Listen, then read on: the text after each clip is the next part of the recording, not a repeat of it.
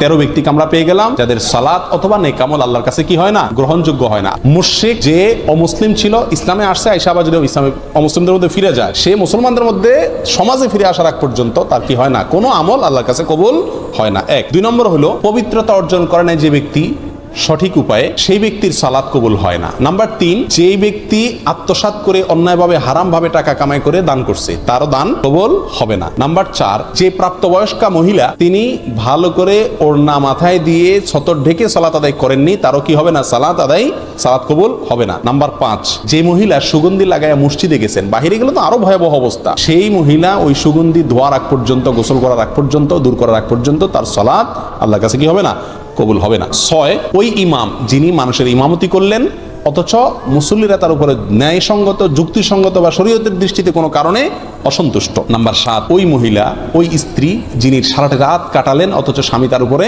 অসন্তুষ্ট, তিনি সন্তুষ্ট করার চেষ্টা করলেন না, অবশ্যই সেটা ন্যায়সঙ্গত উপায়ে। নাম্বার 8, ওই কৃতদাস যে মালিকের অনুমতি ছাড়া ভেঙে গেছে, অথবা ওই দুই ভাই নিজেদের ভিতরে ঝগড়াঝাটিতে, মারামারিতে, কাটাকাটিতে লিপ্ত।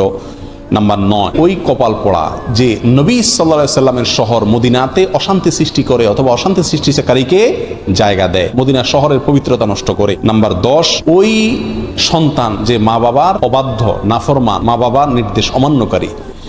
11 নম্বর, ওই ব্যক্তি যে দান করে খোটা দেয়। 12 নম্বর, যে ব্যক্তি ভাগ্যকে বা তাকদীরকে অস্বীকার করে। আর 13 নম্বর, ওই শাসক যিনি আল্লাহর বিধান অনুযায়ী তার প্রজাদেরকে পরিচালনা করেন না। আল্লাহ তাআলা আমাদের সবাইকে এই 13 শ্রেণীর প্রত্যেকটা থেকে নিজেদেরকে মুক্ত করার তৌফিক দান করুন।